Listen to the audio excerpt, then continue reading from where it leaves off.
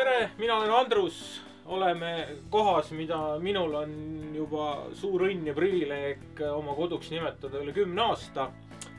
Ja see on Uulu roosiaed siin meie selja taga, mis taastati sellisel kujul 2012.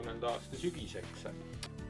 See kogukond, mida siis ühendab MTÜ Pulverk, tekkiski põhimõtteliselt selle lipu all, et teha see ajalooline paik, see Uulu muuli juures olev roosiaed korda. Tegemist on tõesti siis Pärnumaa mõistes väga olulise ajaloolise kohaga, kus kunagi tsaari perekond maabus, käies siis Uulu Krahvil külas.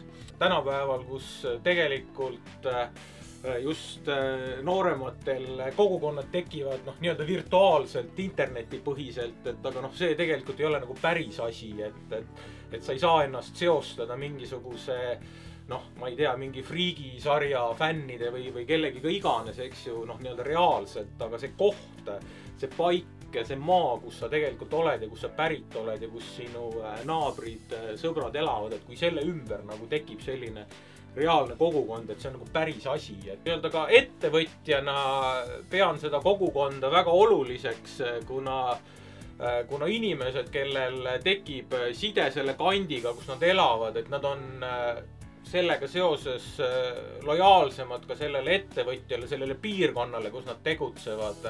Et ma olen kindel, et ka tugev kogukond aitab vältida seda, et inimesed võtavad nii-öelda kerge südamega, jätavad maha oma kodu, sõidavad ära Soome tööle, et tegelikult Eesti võimalus ongi see, et sellist siin traditsiooniliselt tugevalt kogukonna tunnet tekitada, et seeläbi ma arvan, eestlased jäävad Eestisse, jäävad siia, teevad oma kodu heaks tööd ja ka see tunne kandub üle ka lastele. Ma arvan, et see kogukonna tunne on see meie tulevik, millel kogu ühiskond võiks baseeruda.